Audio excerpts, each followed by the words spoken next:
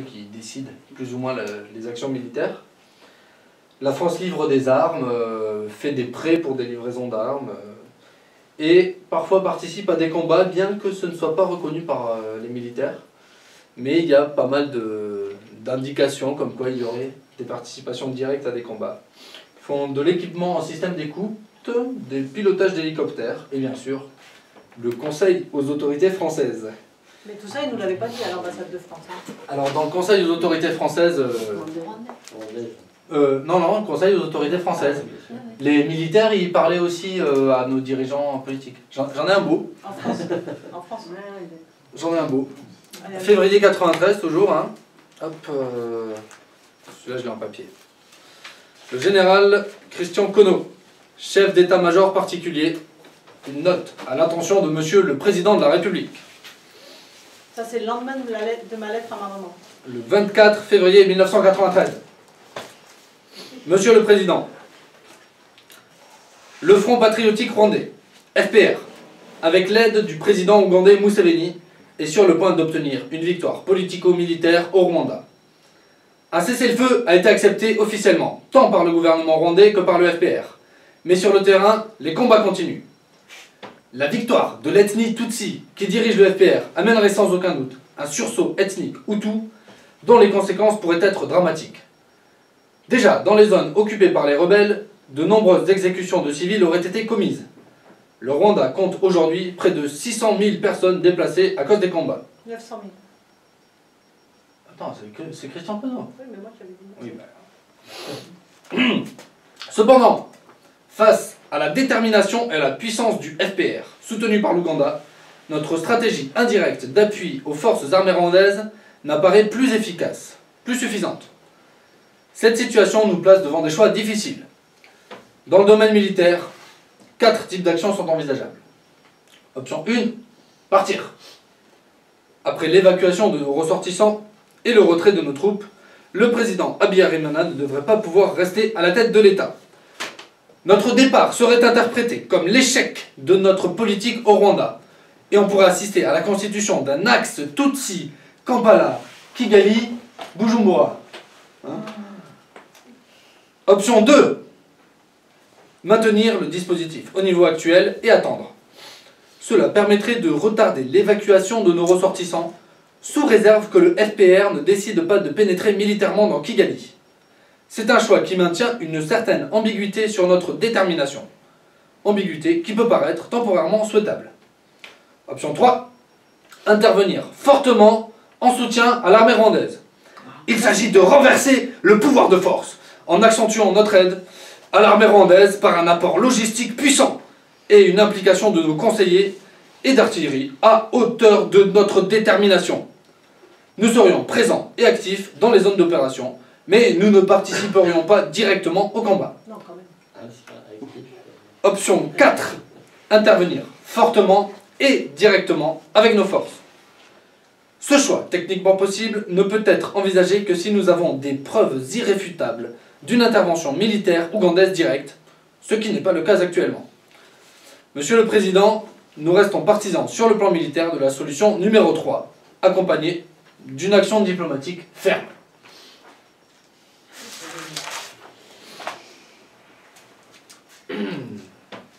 En écoutant ça, ces 4 options qui sont déroulées, nous on a pensé à une grande spirale infernale, mais il y avait plusieurs possibilités de sortir de la spirale.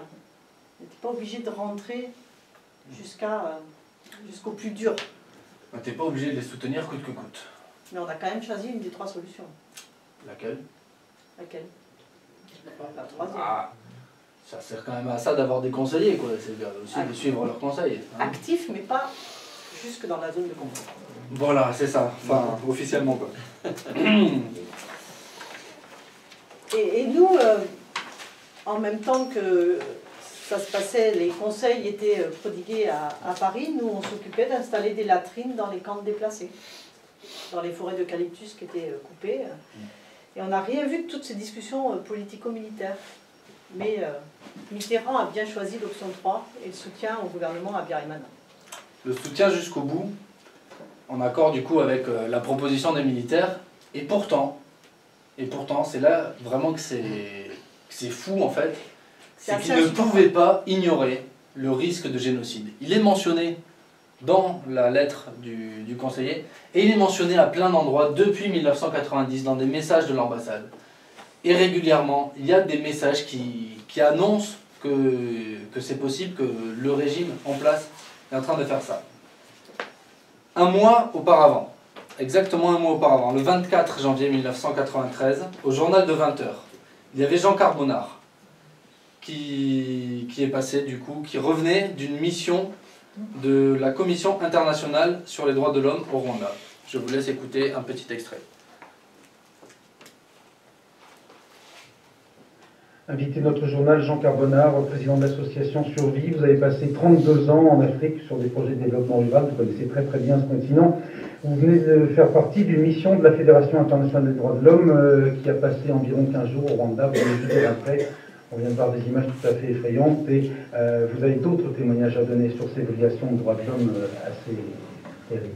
Oui, ce qui nous a beaucoup frappé au Rwanda, c'est à la fois l'ampleur de ces violations, la systématisation, l'organisation même de ces massacres, parce qu'on a parlé d'affrontements ethniques, mais en réalité, il s'agit de beaucoup plus que d'affrontements ethniques. C'est une politique organisée que nous avons pu vérifier malheureusement, parce que dans plusieurs coins du pays, en même temps, éclatent des incidents, et ça n'est pas fortuit, ça n'est pas gratuit. On sent que derrière tout ça, il y a un mécanisme qui se met en route, et on a parlé de purification ethnique, de génocide, de crimes contre l'humanité dans le pré-rapport que notre commission a établi, et nous insistons beaucoup sur ces mots.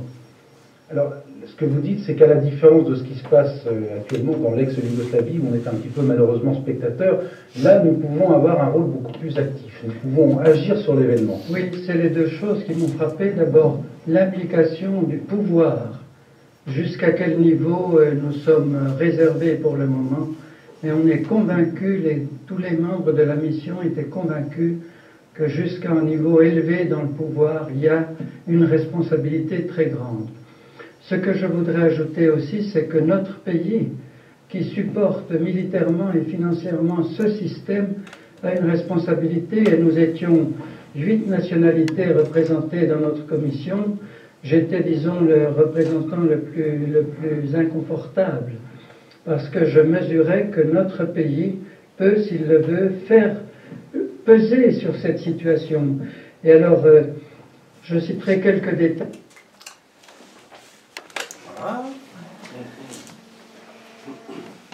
Quand ma maman est venue voir la conférence gesticulée l'année dernière, ça a été l'occasion de reparler un petit peu de comment elle avait appréhendé tout ce qu'on avait pu lui écrire dans les lettres et la situation à l'époque. Et elle n'a aucun souvenir du passage de Jean Carbonard au journal de France 2. Hein. Pourtant, c'était quand même une heure de grande écoute.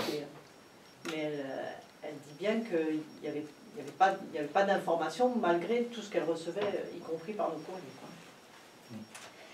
Et donc, pour moi qui étais coopérante technique à ce moment-là, moi je savais pourquoi j'étais au Rwanda. J'étais au Rwanda pour rejoindre Alex, donc à l'époque, je ne rigole pas, je n'ai jamais été amoureux. C'est une autre conférence. Et du coup, moi j'allais faire ma première expérience professionnelle, mais j'ai encore du mal à comprendre comment est-ce que l'État français a décidé d'être positionné aussi fortement au Rwanda, dans ce petit pays, au fin fond de l'Afrique. Hein. Voilà. La question qui revient souvent, c'est pourquoi en fait? C'est quoi l'intérêt qu'avait la France à être là-bas? Là-dessus, on n'a pas de vérité absolue. On a des hypothèses. On a plusieurs hypothèses qui s'entrecroisent, qui, je pense, ensemble peuvent expliquer. C'est toujours assez difficile de dire il y a une seule vérité là-dessus. Alors la première hypothèse, c'est que le Rwanda est riverain du Kivu, de l'Est Zaïre, qui est un endroit où il y a plein de ressources naturelles super importantes, encore maintenant, hein, et déjà à l'époque, et que l'accès au Zaïre, à cette partie-là du Zaïre était très compliqué depuis la côte ouest, mais par contre, beaucoup plus facile, sans doute, depuis le Rwanda, la Tanzanie, pour accéder à la mer. Enfin, à l'océan. Parce que c'est sûr que c'est pas les ressources du Rwanda en soi qui est intéressante. Non, non, au Rwanda, il y a du thé et du café, mais en fait... Un autre enjeu qui apparaît assez fortement, c'est l'enjeu géostratégique. Ouais. La France défend un rôle de premier rang au concert des nations. La France a un cortège d'États clients, c'est tout un tas de choses qui sont décrites dans la France-Afrique. En fait, comment le fait d'avoir un tas de pays alliés qui vont voter pareil que nous à l'ONU, sur lesquels on peut compter, sur le soutien diplomatique, etc. C'est important pour avoir une place de premier rôle sur la scène internationale. Et puis là, particulièrement, il y a aussi une forme d'affrontement entre francophones et anglo-saxons, puisque le Rwanda est à la frontière de pays anglo-saxons, et qu'il y a cette espèce ce qui a été appelé le syndrome de Fashoda, de vieille rivalité, notamment dans l'armée, vieille rivalité entre l'armée française et les armées américaines ou anglaises. Puis il y a la famille quand même. La famille. Ça, c'est la famille francophone. Où, il faut être, on est entre nous et il est prouvé qu'il y avait des relations d'amitié fortes entre des politiques, des membres de gouvernement. Un des exemples le plus connu, c'est l'amitié entre le fils Mitterrand et le fils Habyarimana, entre Grégoire et Jean-Christophe. Et le dernier, je pense que il y a un truc idéologique. Je pense qu'il y en a certaines personnes qui ont pris des décisions et qui ne se rendaient pas compte. Il y a une espèce de conviction de lutter pour le bien parce que la classe politique et militaire dirigeante était intoxiquée par une idéologie raciste. Il y a tout un chapitre, le chapitre 5 de ce livre, qui est intitulé « Des dirigeants français adhèrent à l'idéologie raciale qui a favorisé le génocide ». Et je vais juste vous lire les sous-chapitres, c'est assez parlant, vous allez comprendre. Les titres? Tu lis que les titres? Oui, voilà, les titres des sous-chapitres. Il y en a 10 pages. Du grand chapitre 5. Donc, sur l'idéologie raciste, quand même, il y en a 10 pages dans le bouquin. Oh, beaucoup plus, non? Oui. Le fait ethnique est prédominant. La majorité ethnique est la majorité démocratique. Confusion entre ethnie et parti politique, en permanence. Les Tutsis aristocrates et guerriers, les Tutsis ennemis de la démocratie. Ça, c'est toutes des choses qui sortent aussi des discours des militaires et des dirigeants. Les Tutsis sont des communistes, les Tutsis sont les ennemis de la France. Alors là-dessus, il y a plusieurs pages. Les Tutsis sont les ennemis de la France, il y a des sous-chapitres encore. Je vous les épargne. Le Rwanda est le pays des Hutus.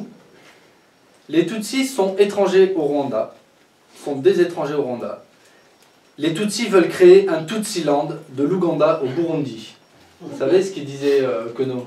L'axe Kampala, Kigali, Bujumbura, qui leur fait tellement peur. Les Hutus de la CDR, le parti le plus extrémiste, sont nos amis. C'est un peu le GUD, quoi, si vous voulez. Les massacres font partie de la normalité africaine.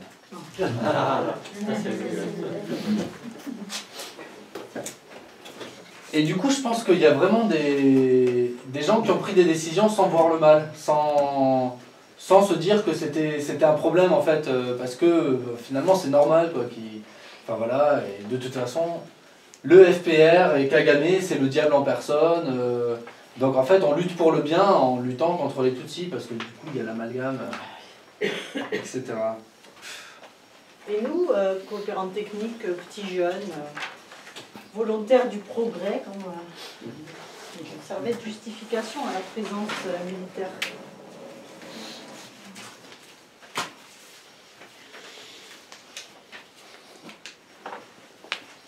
Kigali, le 28 juin 1992. Allez, je vous en dis un quand même. Mon doudou. Nous voilà une fois encore bloqués à Kigali. Vendredi matin, l'ambassade de France nous a donné l'ordre impératif de rentrer à Kigali avant la nuit. aucune explication à la clé. Pourtant, la situation s'était bien calmée, on n'entendait plus le mortier et les déplacés commencent à rentrer chez eux. Que se passe-t-il à l'Élysée? Ont-ils décidé une attaque dans le nord ou au contraire ont-ils eu le vent d'une attaque rebelle? Toujours est-il que Dominique et moi avons dû faire le tour des implantations de Biumba pour informer les volontaires et les communes. Une fois de plus, on a eu l'air de Charlot qui fuyait. La grande peur des animaux, nous a dit l'homologue de Dominique. L'ambassade nous avait dit et répété que notre position à Biumba était très importante pour rassurer la population. Nos 3 rapatriements successifs joueraient plutôt le rôle inverse. Les bourgmestres craignent qu'il n'arrive quelque chose rapidement. Quand le Muzungu, le blanc, s'en va, rien de bon n'est en vue. On a l'air de quoi, nous? Si en plus l'armée française lance une offensive massive dans le nord, un soutien armé à Abiyarimana, je ne donne pas cher de notre crédibilité sur les collines. Dans le genre ingérence politique dans un pays, on ferait fort. Jean-Christophe Mitterrand est un très bon ami du fils d'Abiyarimana. Alors, nous n'avons aucune idée de raisons pour lesquelles nous sommes à Kigali. Nous ne pouvons donc pas savoir pour combien de temps nous allons rester ici. Quelques jours, quelques semaines, point ne sais-je. Il y en a marre de t'envoyer ce genre de nouvelles. Alors, ce qui est comique quand même, c'est... vous savez pourquoi Alex il était au Rwanda? Ça, c'est parce que vous êtes trop jeune. Parce qu'à l'époque, les hommes faisaient leur service militaire. 1 an en France. Et pour éviter de faire le service militaire et de passer 1 an dans l'armée, bah, ils pouvaient partir 2 ans en coopération technique. Et donc pour ne pas être dans l'armée en France, il est allé passer 2 ans avec des militaires français partout. Et vraiment, quand on y était, ils étaient partout, quoi. Là, on essayait d'aller à la piscine du Méridien, qui était le grand hôtel, et on était tranquille en train d'essayer de faire les blancs, quoi, enfin, de faire les touristes. Et là, tout d'un coup, il y avait les militaires qui arrivaient. Et ils nous piquaient toute la piscine. Et vous en avez vu sur des barrages? Parce qu'il y a des témoignages, du coup, dans le Morel, de militaires français sur des barrages routiers. Alors du coup, moi j'ai pas de souvenir d'avoir vu des militaires français sur les barrages routiers. Je sais que ça s'est dit, mais j'ai pas souvenir. Par contre, je me souviens très bien du barrage. Le barrage routier, c'est vous êtes en train de rouler tranquillement sur une route ou sur une piste, et puis vous êtes arrêté par des blocs de pierre, un tronc d'arbre qui est en travers de la route, et vous n'avez pas d'autre choix que vous arrêter. Vous avez des militaires d'un côté, des militaires de l'autre, la radio à fond, parfois de la bière, parfois du bruit. Un peu excités ou pas, mais en tout cas, ils sont armés, quoi. Ils vous arrêtent et ils vous demandent votre carte d'identité. Quand vous êtes Muzungu, vous êtes blanc, il n'y a pas de souci sur votre carte d'identité, c'est pas marqué votre ethnie. Mais les Rwandais, eux, leur ethnie, elle était marquée. Et donc, ça foutait la trouille, et y compris même pour nous, ça laissait une certaine tension.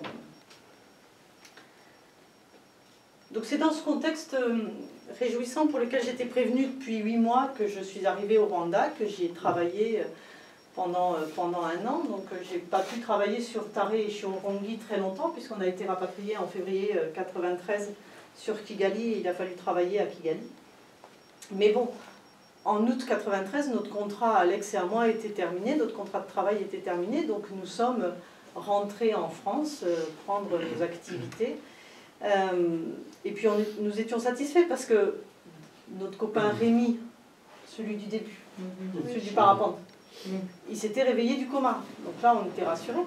Et puis surtout quand même pour le Rwanda, ce qui nous rassurait, c'est que les accords de paix d'Arusha venaient d'être signés début août 93. Donc nous, on pouvait rentrer, la situation allait forcément s'améliorer. Mais ces accords de paix, ils ont pas été bien pris par tout le monde. Attends. Quoi? Je suis partie du oui, ta médaille de départ, excuse-moi. Merci.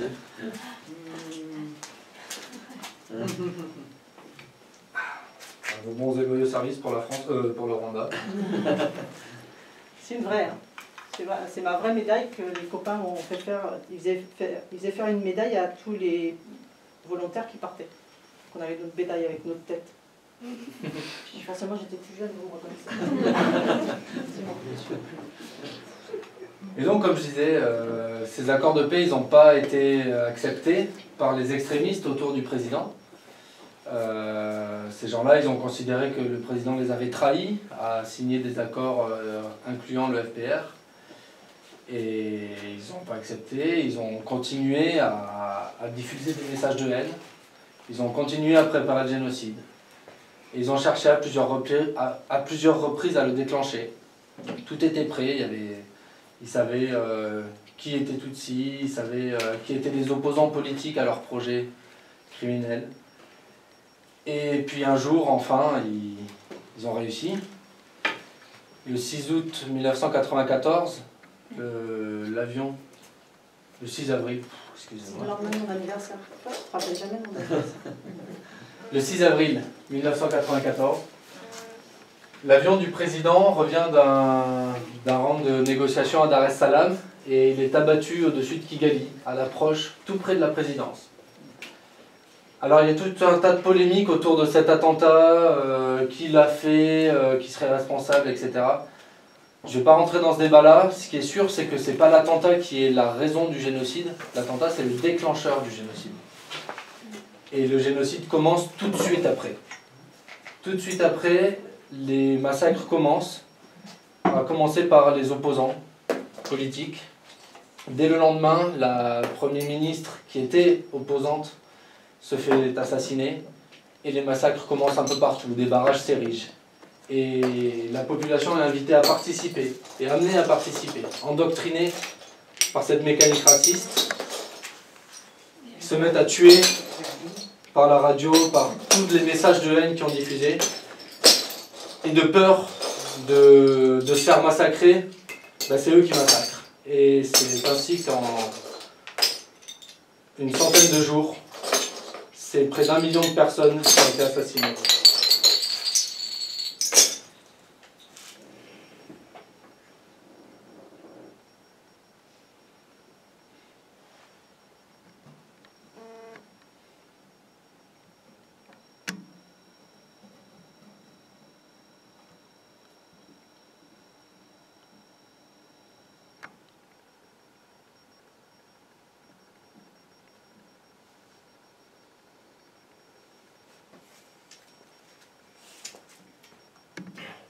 Nous arrêtons là notre récit. D'autres que nous parlent de ce qui s'est passé à partir du 6 avril 1994 et de tout le long du génocide, de la suite, des explications et tout ça. De ce travail sur la préparation du génocide, moi je retiens dans un premier temps qu'en tant que coopérante technique, j'étais fortement, pas moi en tant qu'individu, mais la place de coopérante technique était manipulée et a servi de prétexte à la présence de l'armée française au Rwanda.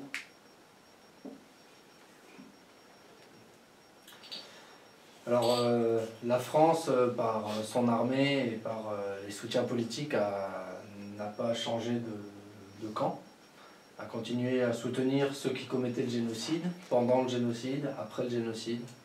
Tout ça est pas mal recensé dans ce bouquin, dans plein d'autres.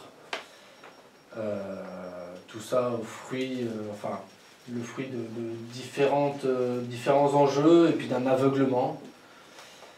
Il semble que pour les intérêts qu'ils défendent,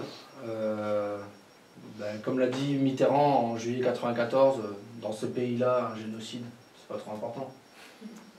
Ça, c'est quand même insupportable, à la fois d'entendre et de réentendre et de réentendre et de réentendre encore ces mots-là, et puis en même temps d'entendre qu'on ne veut pas reconnaître la place de la France, quoi. Et on peut toujours nous dire qu'on a une attitude partiale sur cette conférence gesticulée, parce qu'on est allé chercher de la documentation qui vient de Jacques Morel, qui vient de Survie, mais c'est des faits, c'est pas... on n'a pas inventé ce qu'on a dit.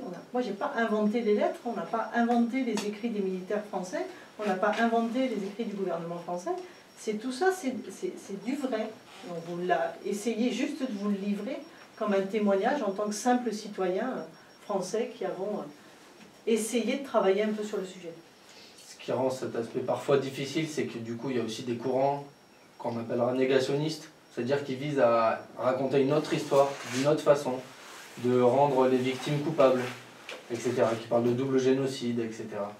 Et du coup, ça brouille beaucoup la lecture de la part de la population française, et ça donne une impression, quand on dit les choses de cette façon-là, que l'on est partial et que l'on ne voit qu'un bout, et que l'on ne dit pas assez tous les crimes de Paul Kagame, etc. Mais là n'est pas la question. Nous, ce qu'on pointe, c'est la complicité de la France, c'est la responsabilité des extrémistes et des gens qui ont embrigadé la population. Et oui, Toi, tu milites à Survie. Bah oui, c'est ça. C'est comme ça que j'y suis arrivé, parce que du coup, enfin c'est comme ça, non. C'est comme ça que je suis arrivé à parler du Rwanda, mais à la base, ce qui a permis cette complicité française, c'est tout le système néocolonial, et donc la France-Afrique, que l'on essaie de combattre activement autant que possible au sein de cette association. Et moi, je fais rien de plus que la conférence gesticulée. C'est déjà pas mal. C'est déjà pas mal. Merci de votre attention.